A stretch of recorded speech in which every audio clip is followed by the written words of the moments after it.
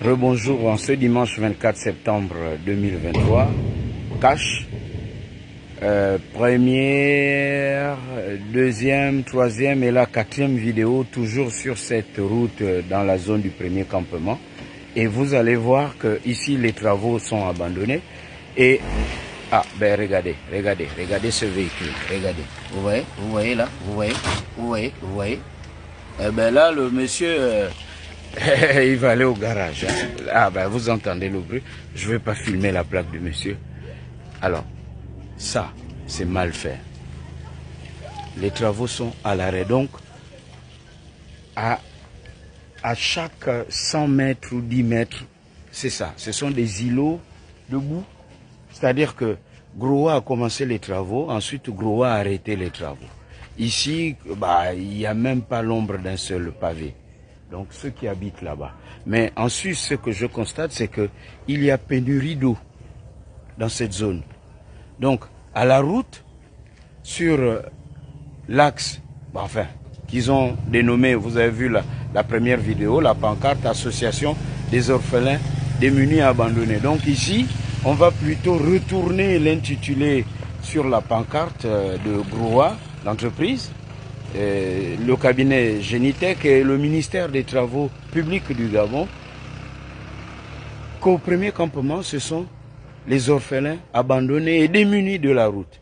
Excusez du peu, ça ne doit pas faire rire, mais c'est sérieux. Mais ceux qui ont occasionné cet orphelinat doivent être entendus. Donc, au-delà donc de la route, ici, vous voyez, le chantier à l'abandon. Et les pavés que vous voyez là, ce sont les riverains eux-mêmes parce que les pavés étaient sur la voie, qui les ont rangés sur le trottoir. J'imagine que la personne qui habite ici est devenue malgré lui le gardien ou la base dépôt de Groa. Et comme je l'ai dit dans la précédente vidéo, j'espère que le préjudice sera payé chez certains riverains. Donc, à la géométrie variable de ces canalisations, tout semble indiquer que les travaux ont été bâclés. Bonjour mon frère. Alors, donc, là, l'absence et la pénurie d'eau, ils sont obligés de faire ça. Dans la boue, les pluies ont commencé.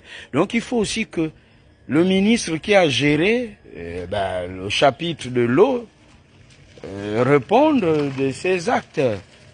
Donc, le ministère en question. Et il faut aussi que l'on nous dise où est passé l'argent. Est-ce que le chantier...